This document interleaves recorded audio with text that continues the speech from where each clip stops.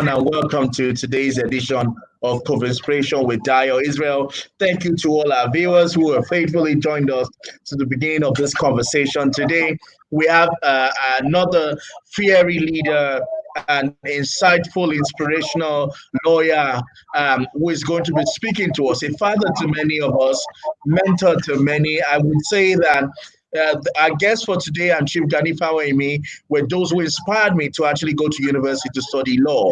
We have one of Nigeria's most respected lawyers and fiery human rights activists in the studio, Barrister Femi Falana.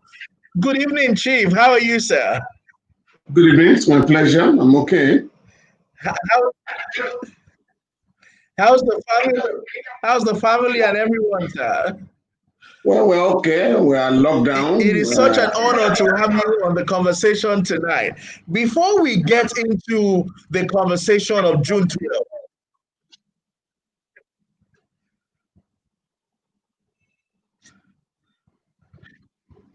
I wanted the people at home to know who is the family Barrister Femi Falana. People know the fiery lawyer, the human rights activist, the public defender, Barrister Femi Falana. But there's also a family Barrister Femi Falana. I'm sure it's not all cases about democracy, about human rights. Who is the family and fatherly Barrister Femi Falana, sir? Well, I'm not supposed to tell you about myself. Since according to Shakespeare. Can you hear me, sir? Well, I'm saying that. Can you hear me too? Can you hear me? I can hear you, sir. I can. Yes, I can hear you now. Yeah, I'm saying that I'm not quite suited to talk about myself because according to Shakespeare, according to William Shakespeare, the eye sees not itself, but by reflection. I think my entire life is already public knowledge. Right now, my wife and I are the only ones at home. Our kids are already out. I have two daughters and a boy. My two daughters are married. My boy, of course, is not married yet, but we do not live together, But I must confess that. Yeah, go on. He has taken after you in a different way. He is also as bold, as courageous, as fiery, and doing that through music. Well, again, everybody is a product of his or environment. All my three kids are socially committed. For instance, two of them, Falana, that's fast, and the sisters have made suggestions, with regards to how Nigerians can get involved in fighting rape, in fighting the killing in America, and they are feeling that, yes, notwithstanding the COVID-19 pandemic, in what ways can Nigerians get involved in protesting against inhumanity to, man? And I know that FAST is currently working on mobilizing other artists, to register their protest against the development in America, as well as the gross violations of human rights in Nigeria.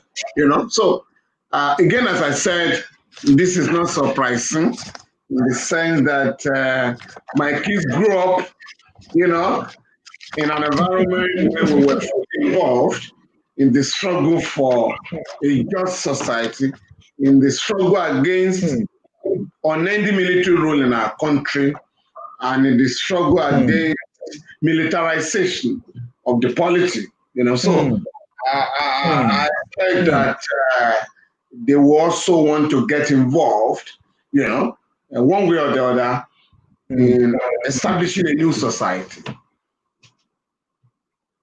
Talking about family, our decadent society. What did the so what did it cost your family, your involvement in the struggle, in particular the June 12th era? I was talking to Afsat Abiola some days ago, and she recited a poem saying, "My mother, she paid the price for her people." A lot of leaders like you paid the price for the democracy that we enjoy today, but many of the new generations don't understand the prices that you paid. What were some of the prices, sir, that your family had to pay for your involvement in the pro-democracy struggle? Well, on many occasions, I got arrested, sometimes in the dead of the night, hand goons or gendarmes invaded our homes while we were sleeping, and sometimes to take me away. Wow. My wife and I would not want the children to wake up in the dead of the night, so sometimes quietly I will follow them.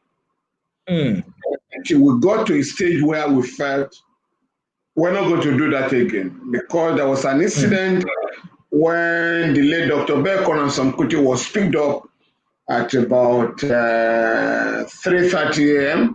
and I was picked up at about 4 a.m. and both of us were taken to different areas in Lagos. While Dr. Samkuti was taken to Badagry Road, I was taken to Ekpe Road. You didn't have Lekki at that time, and I'm talking about 1990, April 8, 1990. And both of us were dropped in the bush.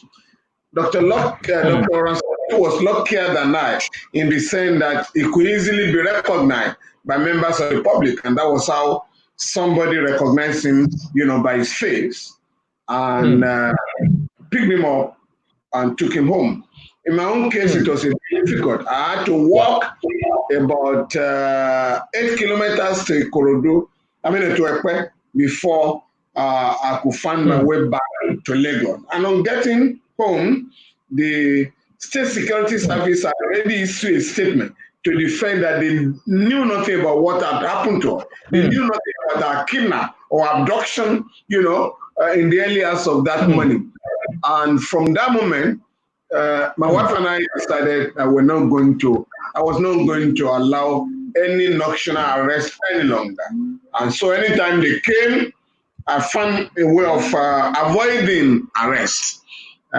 So that was the kind of what we went through. I remember an incident. I think my boy was 6 then, Falana SAN, and he was asking the mother, "Why is my father regularly arrested? Is he a criminal?" Because we're a teacher in school that only criminal suspects are arrested and hunted by security forces. And my wife, of course, had to try to explain to him that there are two types of, people that are arrested by the government, criminal suspects and political activists. But I'm sure he really didn't understand the dichotomy until he grew up much, older. But I must confess, I enjoyed the wonderful support of my family. On no occasion did my family ever express regret over my action. I remember an incident when my very good friend, Dele Additional SAN, called my wife on one of those terrible periods to say, "Yes, we're going to work for the release of your husband, but once he's out this time around, you need to sit down with him and tell him to learn how to avoid this incessant arrest." And I mean, again, it was Mr. Additional telling me much later that my wife said, well, he has to do what he's doing. If he doesn't do it, who are the people? If he and his comrades do not do what they are doing, who else is going to do it? So they need to make this sacrifice for our country to get liberated from the shackles of military dictatorship. And of course, at the end of the day, Fumi and I can now look back, and felt that the sacrifice was worth our, efforts. Now that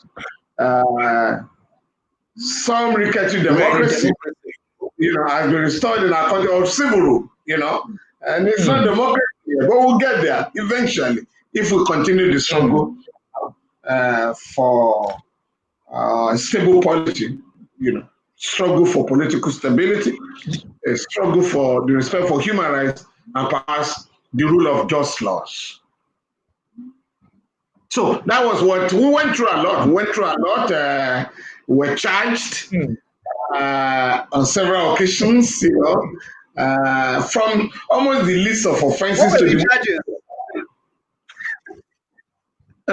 What were the charges? What were they charging you for? Sometimes we're charged with unlawful assembly.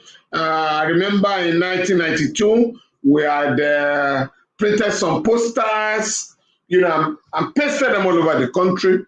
We entitled Babangida must go, because at that time it was elongating the transition to civil rule, unduly, and it was clear the guy wasn't ready to go, I think in May that year, we were arrested, May 19, 1992, we were arrested. The late Dr. Beko Ransom Kuti, the late Baba Omajola Olusegun Mayegun was then the president of the National Association of Nigerian Students. And the four of us were, Mayegun was detained in a police station while the three of us were taken to Kuje prison. I think 2 weeks later, our lawyer was brought to us to join us. The late Chief Ganiva MSN, he had filed cases on our behalf in court. And so the government didn't like that. So they arrested him and, sent him to Kuje prison or correctional center now to join us, As soon as he arrived, I think a week after his arrival in the prison, we were charged with treasonable felony, before the Gwagwalada Chief Magistrate Court. That was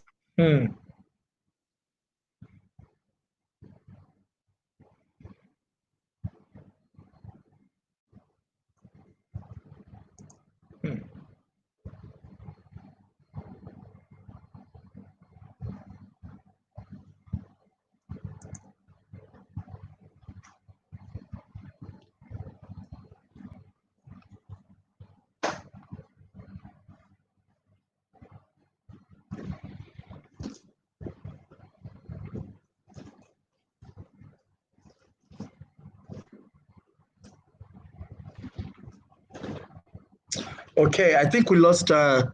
Falana. I was just wondering. I thought maybe it was me, or maybe it was my network.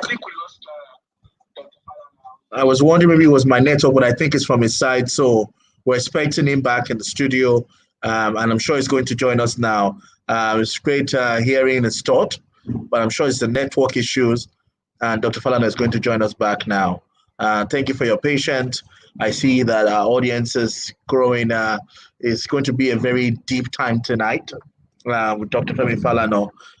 Please bear with us. It's had some connection issues, but I'm sure it's going to reconnect and join us back in the conversation. Thank you so much.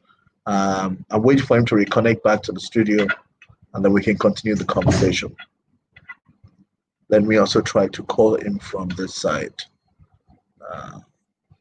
But I think I can hear myself, which means the network. Oh, yes, it's back now. Sorry, sir, I think we lost you there. Yes, I'm saying that we're charged again in 1993. Can you hear me, sir? This time around, the late I think it's a network issue, but I'm sure the doctor will be with us. Oh, yeah. Sorry, sir. We lost you there. Welcome back, sir. Yeah. I wouldn't know where you lost me now. Yes, I said we were charged with treasonable felony before the Gwagwalada Chief Magistrate Court. That was in 1992. We pleaded for our bail, and the court admitted us to bail. But the government, as usual, didn't proceed with the case, so it was struck out for lack of diligent prosecution. But the government had no evidence to prove that we were trying to overthrow the Babangida junta. As a matter of fact, in the course of our submissions in the court, the Chief Ganifa did make it clear to the chief magistrate that those who should be standing trial for treason were in the villa at that time. Babangida and others, and not those of us who were trying to end military rule in our country. And I also did submit, that the junta have no moral right or legal right to charge us with treasonable felony, because treasonable felony under the Criminal Code Act presupposes that we're trying to overthrow an elected government and not a government unknown to the law, which is what the military regime is all about. Of course, again, as I said, we admitted to bail after a detention of about 6 weeks. And of course, at various times, I think we were arrested between 1992 and 1993. But again, following the criminal annulment of the GF election by the discredited general, Ibrahim Babangida, were arrested again. This time around, 3 of us, the late Dr. Barr Kuti, the late Chief Ganifa SAN, and my humble self, were arrested in Lagos, taken to Abuja, where we were charged before we say Chief Magistrate Court with unlawful assembly, organizing protests against the junta, and attempts to sabotage the political transition program. Of course, we took advantage of these cases to turn the charges against the dictators by insisting that if the political transition program was being sabotaged, it was being done by Babangida and his henchmen who had annulled a free election held by Nigerians on June 14, 1993. Again, this time around we're denied bail by the chief magistrate. From there, I think we're to be taken to Suleja prisons, and I had to plead with the magistrate. I went to the chambers of the magistrate to say that the situation in Suleja prison was very bad, and would rather prefer to be returned to Kuje prison, where we had stayed the previous year. And magistrate was gracious. I'm talking of this lady, Madam, I think, Aisha, otherwise known as Mama Taraba. She was then the magistrate, So she sent her to Kuje prison. I think the network from your side, sir, we keep losing you back and forth. No, I think I should be okay now. Can you hear me now? Can you hear me now? Can you hear me? Oh, wow. Are you sure you can hear me? Sheung, can you hear me? Wow. Oh. Can you hear me? I think it must be from your end. Yes, I can hear you, sir. I think the network from your side is acting up a bit, but we can still hear you. We are picking from you, sir. Okay. I was just saying that you were talking about Mama Taraba. Yes, I'm saying that she was then the presiding magistrate. So she sent us to Kuje prison, where we were, I think, for 53 days. Knowing that we're going to get bail, the late Dr. Oluonagorua SAN flew into Abuja to argue our bail application. He succeeded. The judge then, Bagge, who later rose to become a justice of the Supreme Court, and who is currently the emir of Lafayette, admitted us to bail in the High Court. In order to frustrate our enjoyment of the bail, the Babangida junta decided to detain us under the State Security Detention of Persons Decree number 2 of 1984. And so we were detained and were held in custody until the end of military rule, I think about August 28, 1993. So it was the Shonekon the legal Shonekon-led contraption that released us on the 31st of August, 1993. So you had a situation whereby I was arrested and detained by the Buhari Idi Agbon junta. The Babangida junta released me from detention, but also left me in detention. Babangida left me in detention when he was leaving 8 years later. So I was released by, the three of us were released by Chief Shonekon on the 31st of August, 1993. So we went through a lot horrendous violations of human rights, but we're all convinced that we're going to write the obituary of military dictators in our country. And we did. Unfortunately, my comrades, are no longer around, but they paid the price for the restoration of democracy in our country. Do you think that your generation is appreciated enough? The sacrifices and the prices that you paid, do you think that is appreciated enough? And also, I was going to ask, did you have a permanent bag ready to go for arrest anytime they came? No, for sure. I mean, that was only normal because you could be pants on anytime, anywhere. Sometimes I was arrested as I was driving out of the court. Sometimes I was arrested in the office. Sometimes I was arrested in the innermost part of my house, So you have to be prepared. Like Boy Scouts, you have to be prepared. But I also must confess that even while we were taken away, while the leaders of the movement were regularly arrested and detained, you had a crop of young people, a crop of extremely dedicated young people, very patriotic, including the late Bamidele Achuru, the late Shima Ubani, GT Ogunye, Kilanko, Glory Kilanko, quite a number.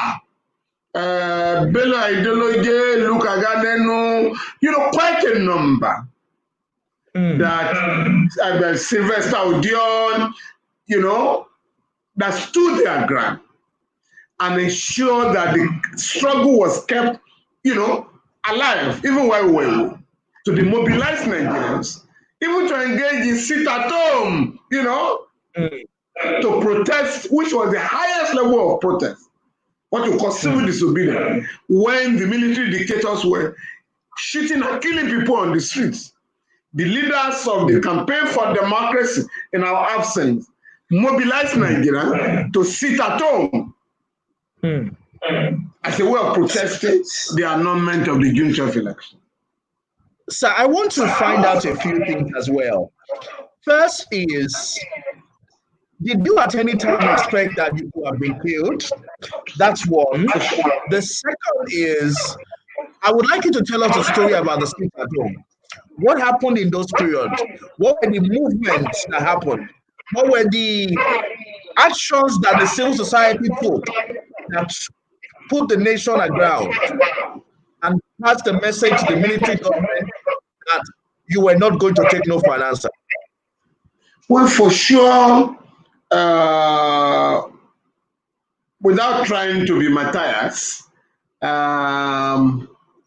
we took a lot of risks, and it was very clear that we're risking our lives. Of course, our liberties were already taken for granted. We could be arrested and detained anytime, anywhere, but we risk our lives.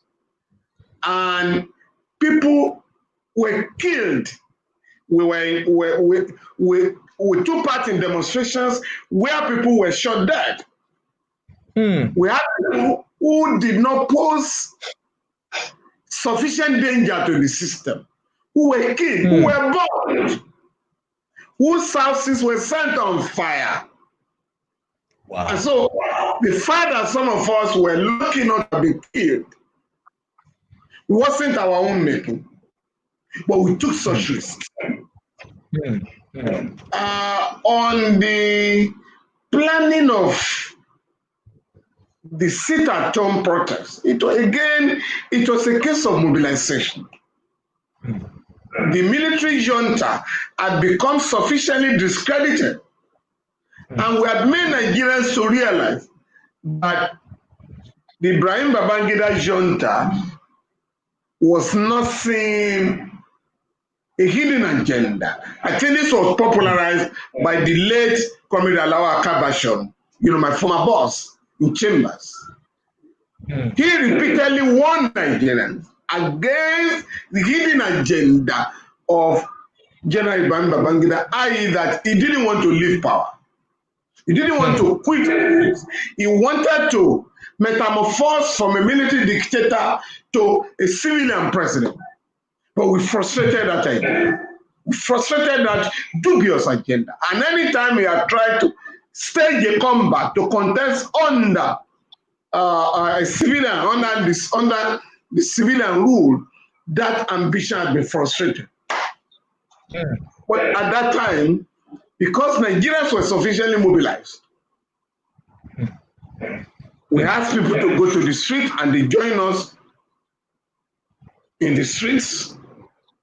We had people to sit at home when the military dictators were killing people. And people saw a sense in that kind of alternative way of protesting against, injustice, the injustice that we're witnessing in the society.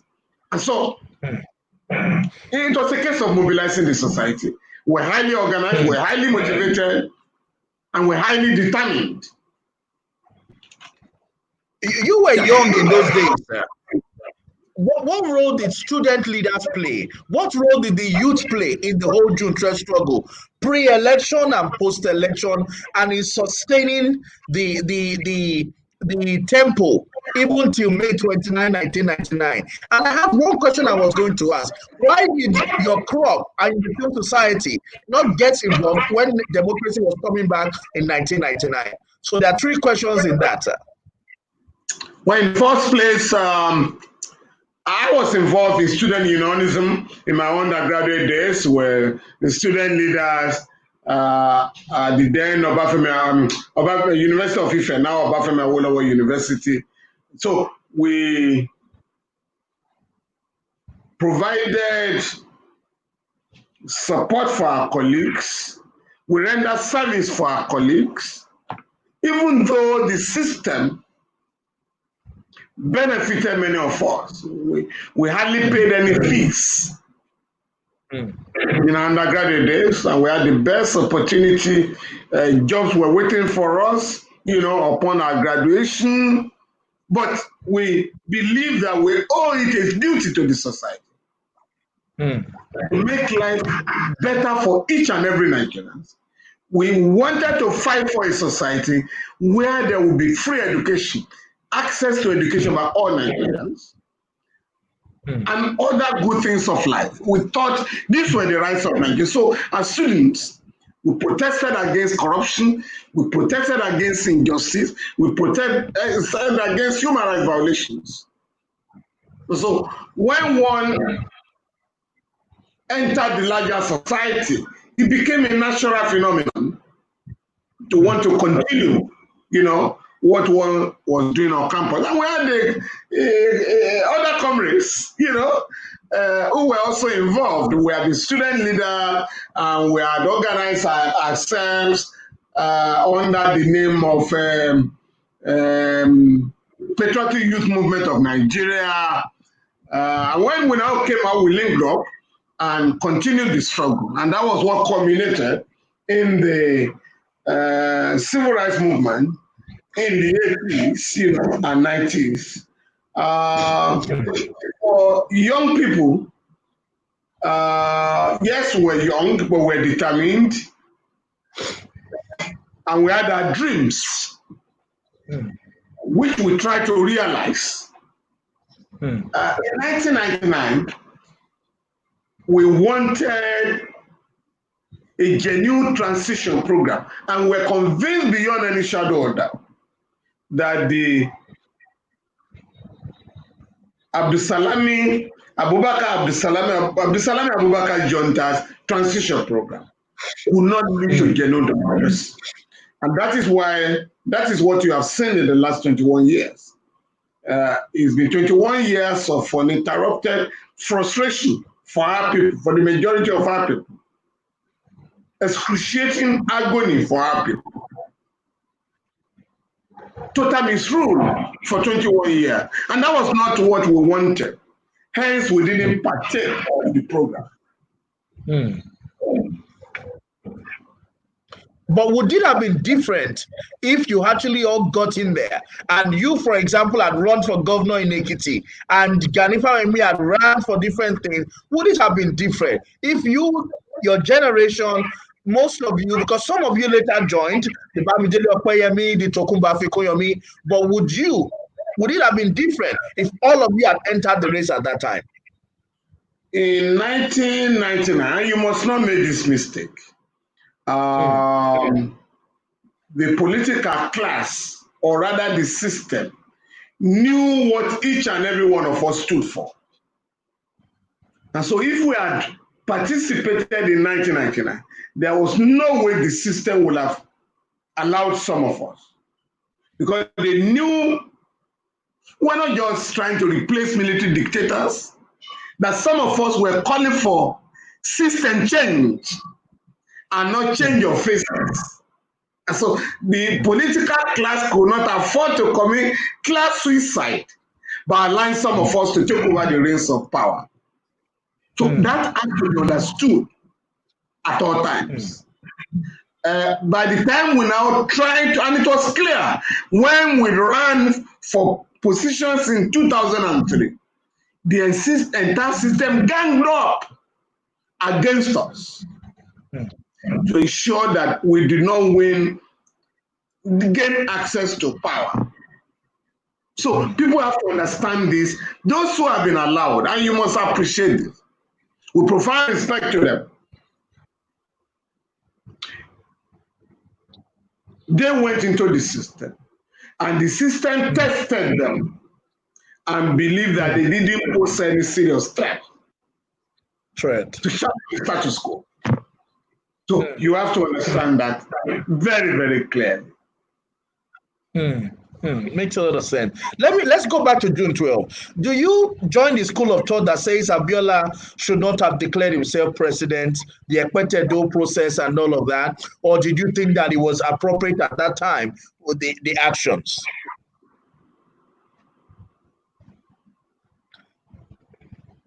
Chief Abiola had no choice at that time other than to make the declaration.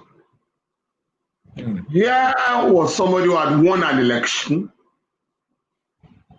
a fair and free election.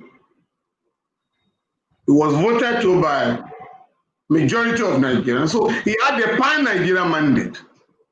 And people must put these historical events in proper perspective. Chief Abiola had been invited to South Africa for the celebration of democracy in that country. So it was at the inauguration of President Mandela. He was specially recognized, having regards to his contribution to the struggle of the Southern African region, particularly the material assistance given to the ANC. So when President Mandela was being inaugurated, Chief Abiola was admitted to the state box. Like a few heads of state and political leaders around the world. And given the president-elect status. Of course. And at that time, because knowing Mandela and the content that the South African people had for military dictators, they didn't recognize Abacha, who was then the head of the Nigerian delegation. And so Chief Abiola came back to Nigeria. In fact, while he was returning home in the plane, he started writing his speech. I'm talking of the Patriot Declaration. And he felt, I haven't won an election. What else? These guys Abacha, General Abacha, General Dia, and others had deceived him. They had made him to believe that they were sacking the Shoneko interim regime to allow him to take over power, and that they needed time to remove boys who could threaten his administration. But when he now discovered that they were stabilized and they were not prepared to hand over power, he had to make a declaration. And that declaration had its own historical impact on the struggle. From that moment, it was either Chief Abiola or General Sani Abacha as the leader of Nigeria. One was elected by Nigeria, one was imposed on Nigeria. And the difference was, so for 4 years, Chief Abiola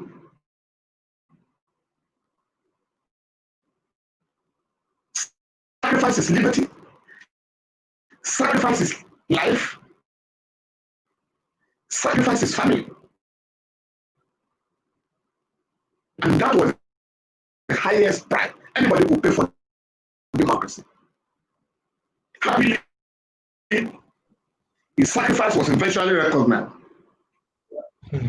Last year, when the Buhari administration decided to set aside June 12 as a holiday, a public holiday in Nigeria, and then gave Chief Abiola the highest, posthumous award of GCFR, which is reserved for heads of state in the country. On that occasion, Chief Gani Fawehinmi was also honored, for the sacrifice for leading the struggle against the criminal annulment of the June 12 election. There are others that will still have to be honored at the right time, and there are too many to mention, who sacrificed everything for the struggle. I'm hearing the story of the South Africa for the first time about how Mandela put him in the state box and a lot of other things. And there's some other things that happened in that period that you would like to share with us, just for our own knowledge and education. This is what we call an history class. Please share with us 2 or 3 lessons about what the civil society did, what the labor union did, some of the intrigue that happened behind the scenes of the whole pro-democracy movement, and NADECO and all of that. Now, we had some, and I remember we had one of the crucial meetings we had with Chief Abiola, the late Dr. Barr, Korason Kuti, and myself, on behalf of the civil society, was that we made it clear to him we could trust ourselves, but we couldn't trust his political allies. And that discussion led to the meeting held on May 31st, 1994, that led to the birth of the National Democratic Coalition. Mind you, NADECO was born in May 1994. The struggle against military dictatorship had started in the 80s. And at that time, we had the human rights bodies, we had come together under the Campaign for Democracy. Later, we had that led by Dr. Barr, Korason Kuti. Later, we had the larger alliance called Joint Action Committee Against, of Nigeria, JACON, led by the late Femi Falana SAN. JACON. NADECO was essentially a body of former politicians who were political allies of Chief MK Abiola. But the bulk of the struggle here, and of course, quite a number of the leaders had to go on exile. The bulk of the struggle was waged here by the members of the Joint Action Committee of Nigeria. You people couldn't leave. All the protest coachmen. The sit-at-home campaign. The open challenge of military dictators. And of course, that was why we were regularly detained and charged with grave offense for leading the struggle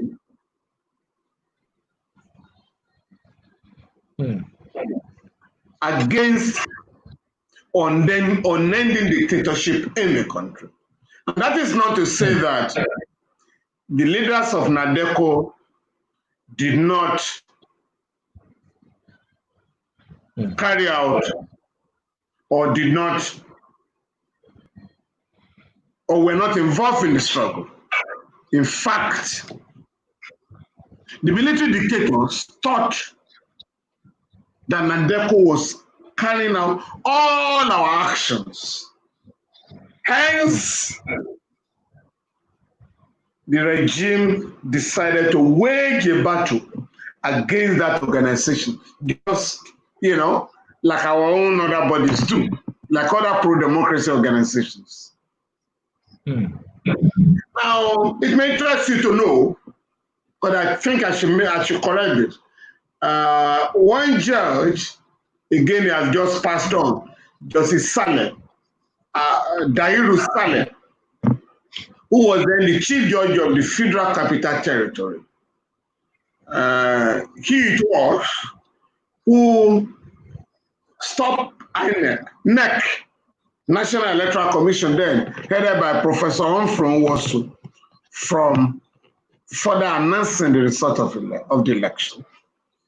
Before then, the late Justice Ikpeme had attempted to stop the election, but we had other orders from the Lagos High Court, from the Edo State High Court, and from Plateau State High Court, commanding INEC to go on with the election.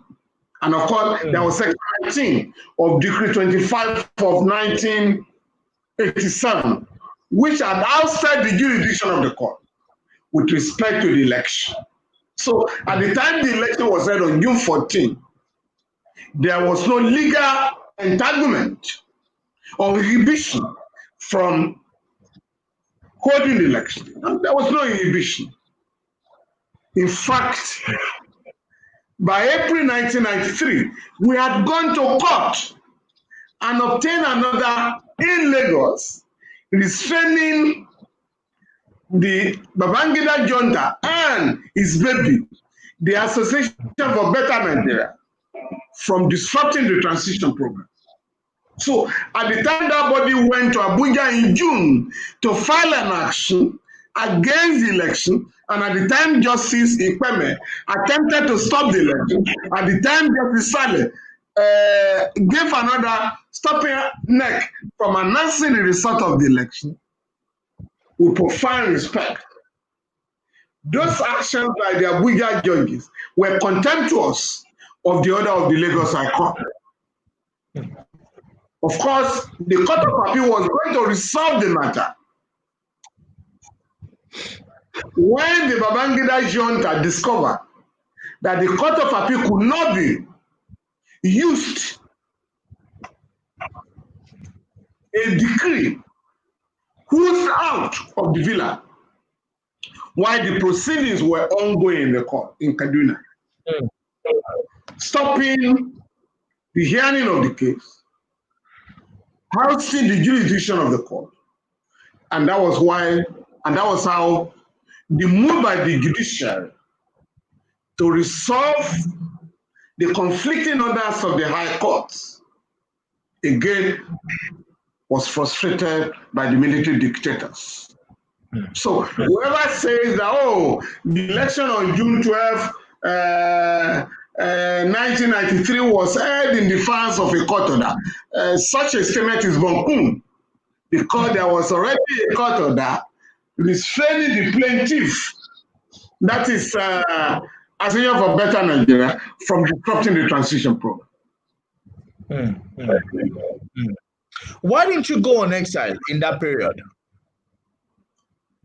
I felt that a few of us had to continue to give leadership to the struggle.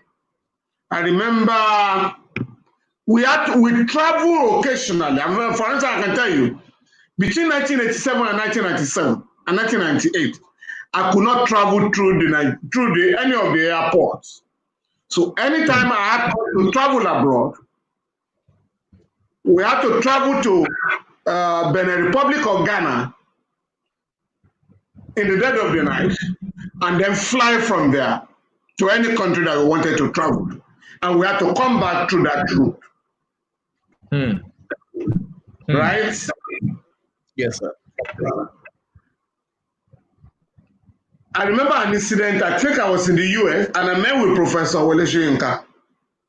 And he said, Femi, you can't go back to that country. And I said, Prof, why?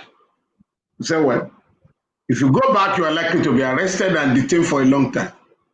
Therefore, I advise you not to go back. You can stay here, and we all continue to wage this struggle from abroad. Of course, I just said it was okay. And Prof thought I was not going to travel. That very night, I traveled back home. As he had predicted, no. When I returned to Lagos, Dr. Bekonason was coming from Canada, from India. I was coming from Canada. I had gone to get an award for the campaign for democracy. So both of us were arrested. We came back as usual in the night. So as soon as the regime knew we were back in town, we were arrested and charged with illegal traveling. I mean, so under what offense? I mean, under what law? So I think we were detained for 1 week by the immigration department at Alagmo. Eventually, they couldn't find any law that we have breached. So we're then asked to send for Chief Ganifa and me to take us out on bail. And that was the end of the matter, you know. As soon as I told Chief or Professor Wole Soyinka that I was back, he just said, Omoburuku, you know.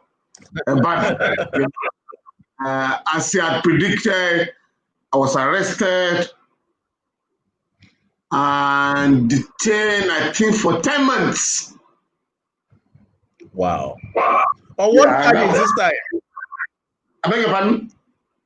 The 10 months, what was the charges of the 10 months? No charge. They will just come and grab you when they feel that, oh, there was a lot of prior. I think this was in 1996. At that time, Dr. Bekona's committee had been jailed. He was in Katsina prison. Chief Ganifa Wemi was arrested in January 1996, detained in Bauchi prison. Comrade Femi Falana and I were arrested in Lagos and taken to Jigawa State. They dropped me in, the security chaps dropped me in Mawadashi prison and took Comrade Femi Falana to Gume prison. We're there for the two of us were in Jigawa State for 10 months, while I think Chief Ganifa and me was in Bauchi prison. Wow. He did 11 months that year, you know. So we came back. Wow. Prior from home and abroad, we were released by the junta, you know. And we went back home, you know. Yeah. Wow. You know, and when you were talking about Femi Falana, and he was Minister for Education at the time. No. Not that one, the journalist. I'm talking of Femi Falana, our own struggle. Okay. Professor Borishade, not a Borishade, you know. Oh, yeah. Okay. That was the PDP guy who was a Minister of Education. Okay. I wanted to get the clarity on all of that. Please, I wanted you to tell us a bit about Campaign for Democracy at that time. What it was information about. It seemed that you and Professor Beko were at the forefront of CD at that time from a lot of things you heard. Can you tell us more about some of the exploits that CD did at that time and some of the results that you got and the sacrifices, some of the intrigues that you were also involved in? Well, we had the human rights bodies and some other civil society organizations, but we felt we needed an umbrella organization, a coalition of some sort, and we therefore decided to come together so that we could confront the enemy much more frontally. And that was what we did. That was what led to the formation of the Campaign for Democracy. Under the banner of CD, we were able to wage the struggle from 1992 thereon, and it was under the CD that we organized a lot of the protests, leading to the, and after the annulment, we decided to invite more organizations to join us. That was when we are now at the JACON, the Joint Action Committee of Nigeria. Again, as I said, it was in May 1994 that the NADECO was born, in Lagos. Yeah. Mm.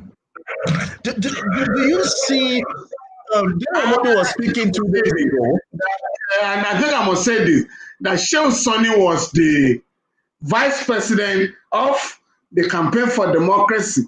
So when Dr. Beko Ransom Kuti was arrested in 1993, 1995, Shehu Sani was also arrested. So both of them were charged with managing an illegal organization to which the Campaign for Democracy, and both of them were in jail for life by the Abacha junta. Oh, yes. Wow. Because the impression we also got was that June 12 was a Southern agenda, that it was all about the South, the Yoruba people. But hearing about Shehu Sani shows that it was also beyond the Yoruba agitation. It was a pan-Nigeria movement. Can you mention some of the other people from other tribes who also played roles like Shehu Sani did? No, I'm not part of that. We're not on the defensive, but I'm not quite sure any of us played a greater role than Chima Ubani.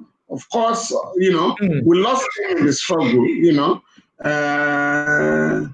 People like Olisa Agbakoba, even when we were detained, Shehu Sani and others.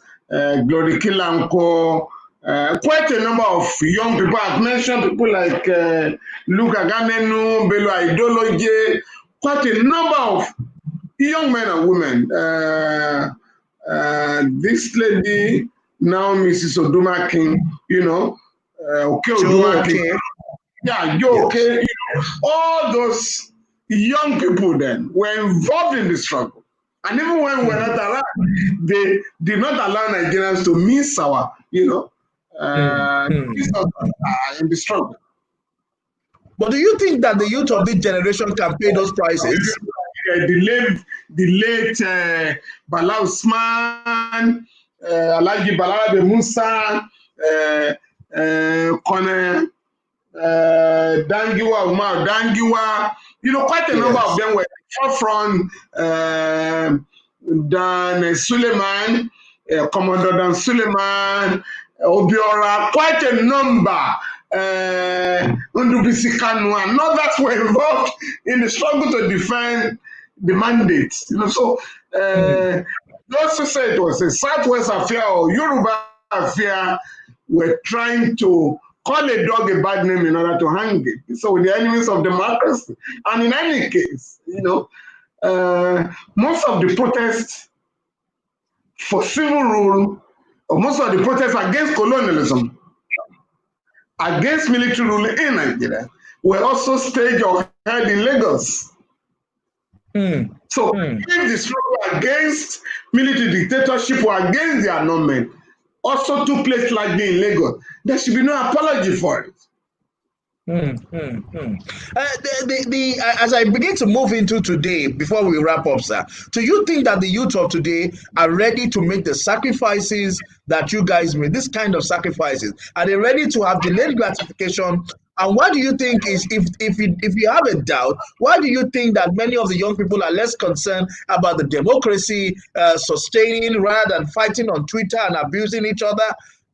How can we deal with this issue of youth leadership, sir? Well, the ruling class has promoted a lot of diversion.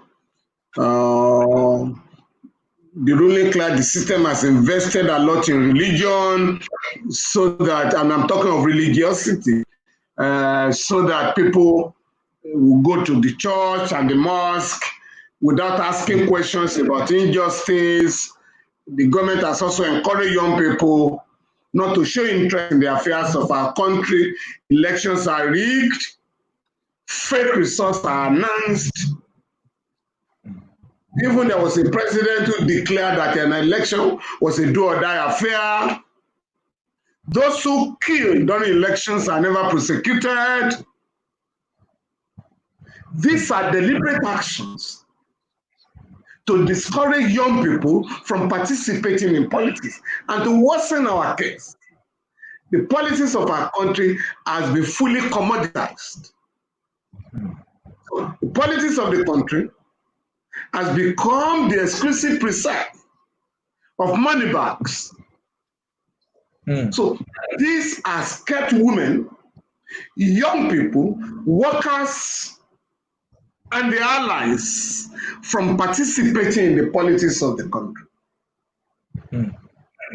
But since this disenchantment in the society, the frustration arising from the gross mismanagement of the economy, grand corruption, and abuse of it are staring young people in the face. They are fighting back, not in an organized manner. The people involved in banditry, in terrorism, in armed robbery, and kidnapping are young people all over the country. Yes. In militancy, assuming these nihilist forces are given a positive orientation and organized, the ruling class will be overthrown. And so there is the potentiality for having a new society led by young people who are conscientized. And for me, that process has begun. The COVID-19 challenge has begun to reorganize the society. People are now asking more questions than before. People are now asking questions. Why the government has refused to fund education and health and roads and hospitals? And answers are not forthcoming. So young people are beginning to ask questions. I know the number of people call me, some of them ask questions on Twitter, WhatsApp, emails, and daily.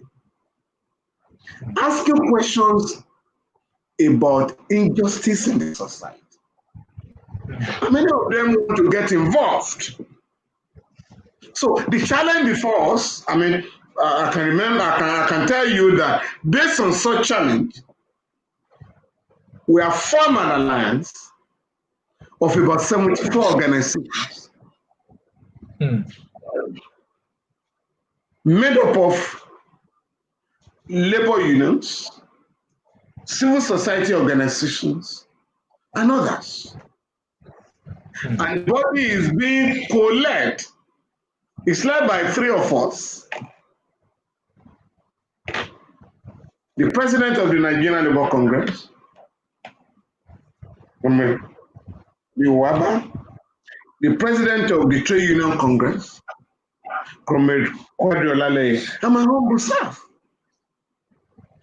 And the name of the organization is Alliance on Surviving COVID-19 and Beyond. And young people are coming up. They're joining us. They're teaming up with us to ask questions beyond COVID-19. And the whole plan is to challenge the ruling class and ask questions that Nigerians weren't asking before.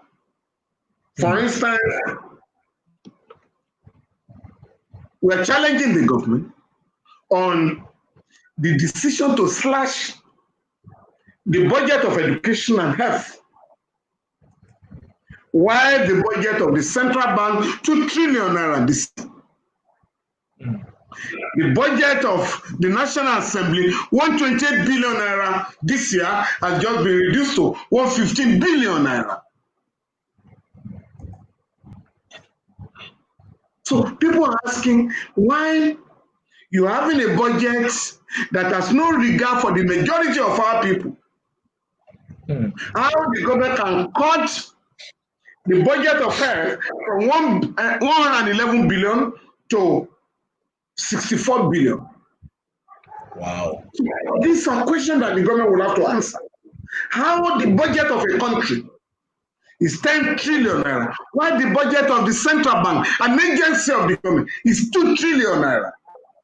That is 20% of the budget of the country. So these are questions that young people are asking, and we must look for solutions for them. And the only way you can do that is to get organized and mobilize young people of ideas, of vision, and of mission to intervene decisively in the politics of our country. So we can't go around just promoting human rights alone without encouraging men and women of progressive ideas to get involved in the politics of our country.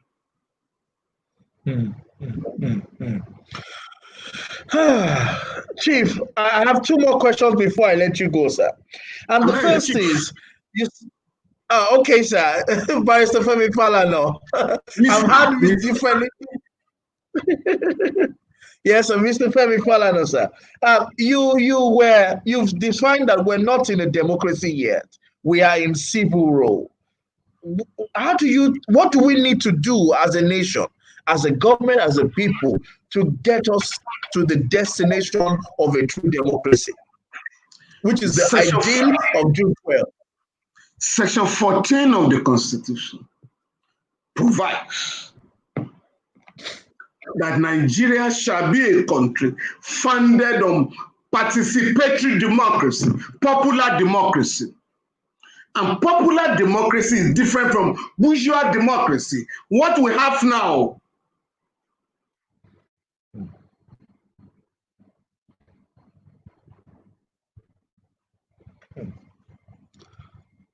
I'm not sure if Mr.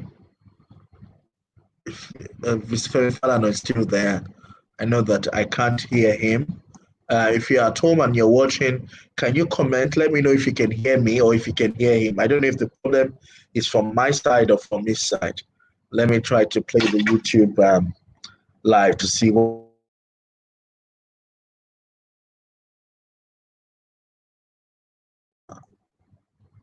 I think I lost Mr. Falana. Again, I'm trying to confirm.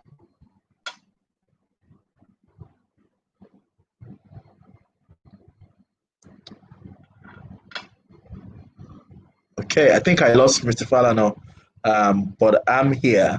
My network too is also bad.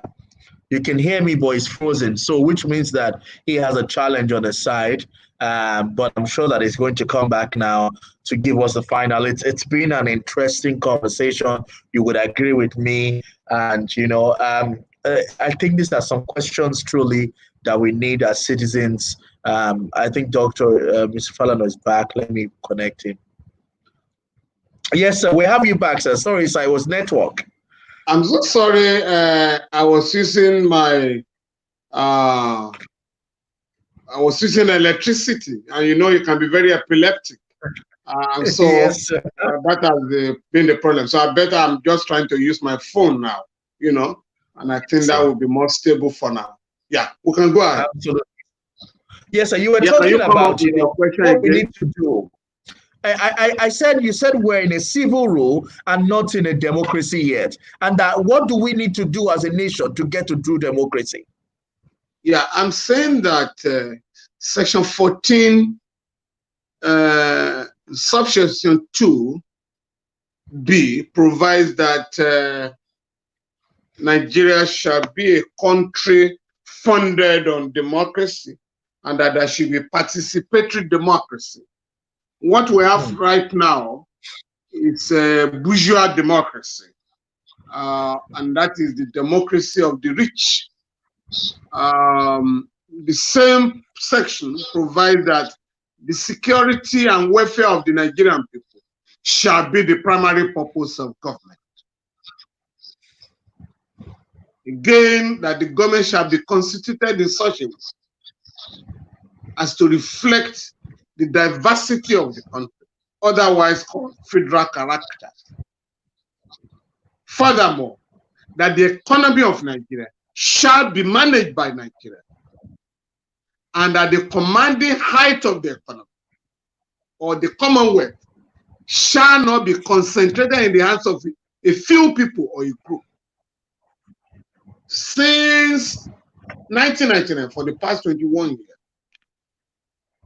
successive governments have worked against these basic fundamental objectives and directive principles of state policy. Security has become the order of the day. We're witnessing kidnapping, armed robbery, and banditry, and of course, terrorism. So there's no place in Nigeria that can be said to be safe for Nigerians and foreigners alike.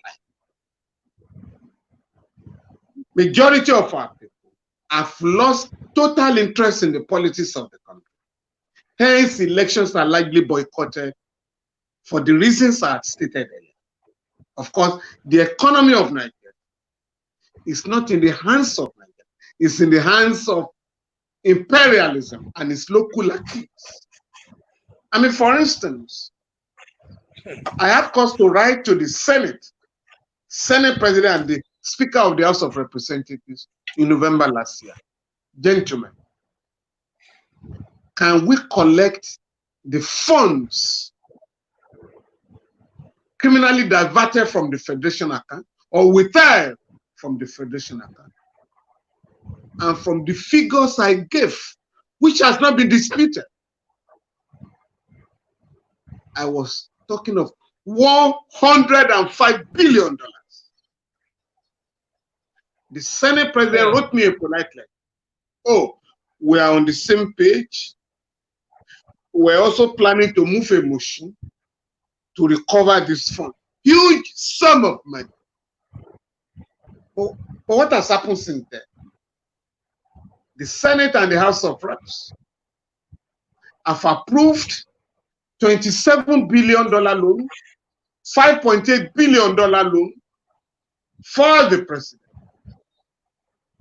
Why are you mortgaging the sovereignty of Nigeria, the future of Nigerian youths, by taking external loans with dangerous conditionalities when we have money at home that we can collect?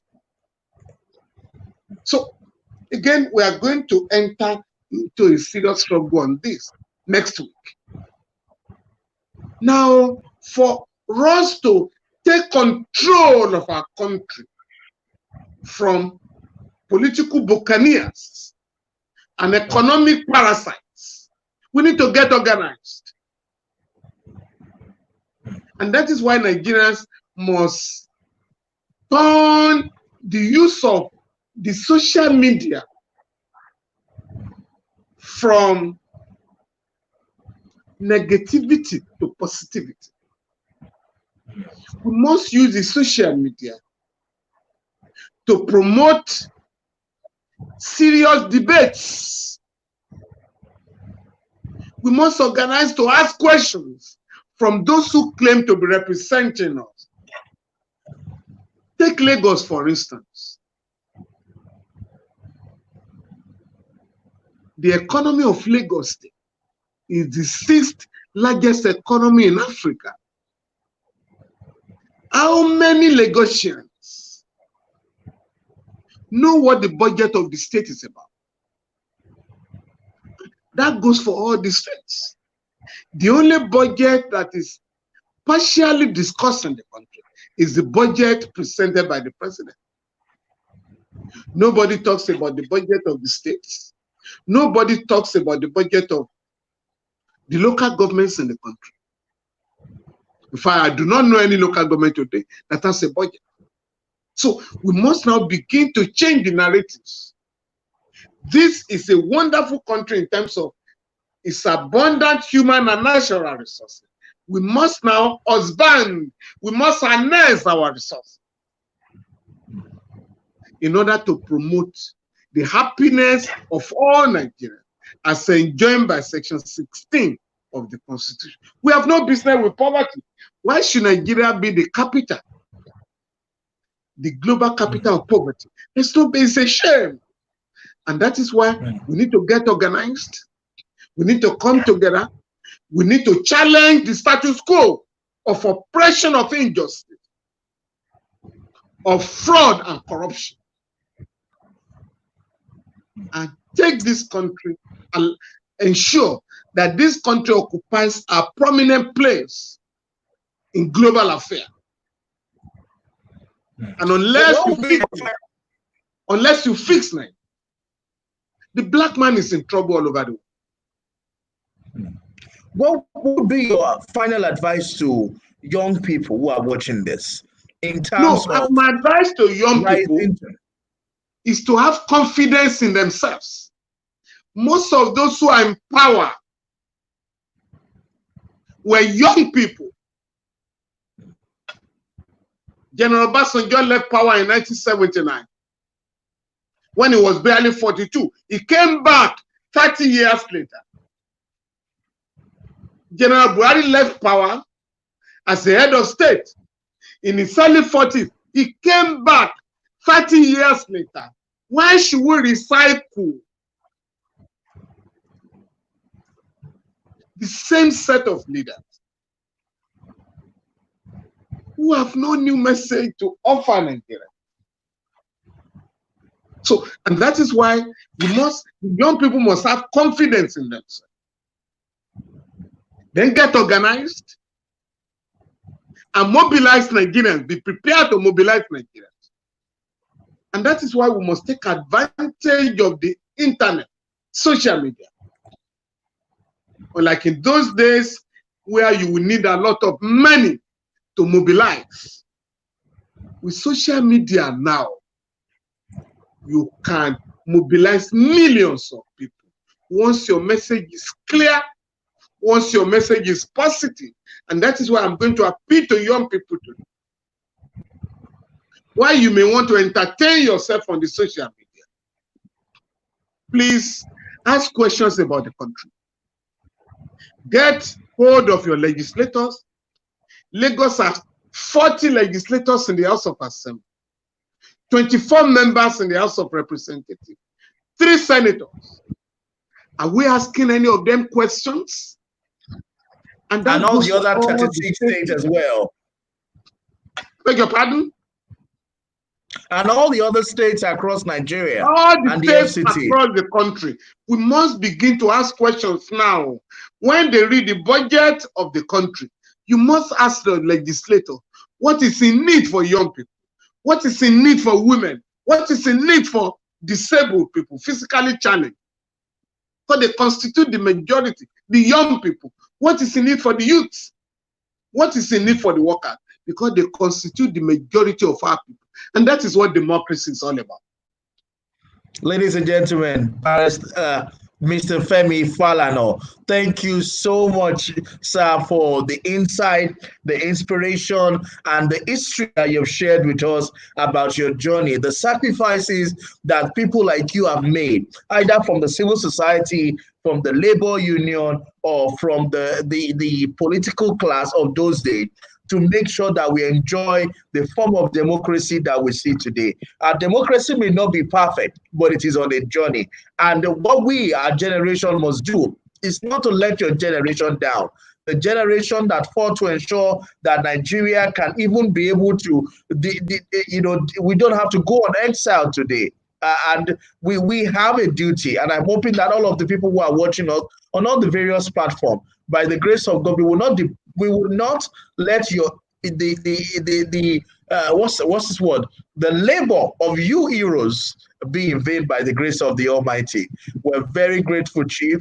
Mr. Falana, I like calling you Chief or Dr. Falana, but you always insist that it is Mr. Falana. We're very grateful, sir. And we hope that we'll be able to learn more from you, because we need to know these things. And that's the reality, sir. If you don't know where you have come from, you don't know where you are going.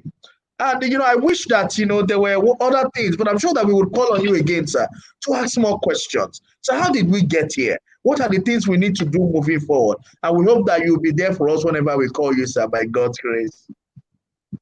Thank you very much, Dayo. It's been my pleasure. And I want you to continue this type of interventions, because in our country, history has been abolished. Of course, there are efforts now to bring back history in our schools.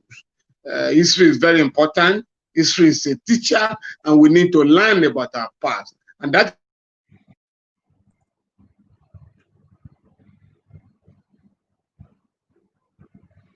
I think we lost Chief again with the net. Yes, we can hear you, sir. I say I thank you once again for this opportunity. I hope you keep it up and speak to other people from time to time, so that our people can know our history, because history is very fundamental. Today, history, I think until recently, history was prohibited from our schools, like from any means of education. But now, through consistent efforts and campaign, history has been restored. And I do hope that we're going to learn about the past, and so that we can be able to advance the struggle for a new society. I thank you very much for this opportunity. Bye. Thank you so much, sir. Thank you, everyone. We'll see you tomorrow with Wale Okuni and Kayode Ogundamisi. God bless you.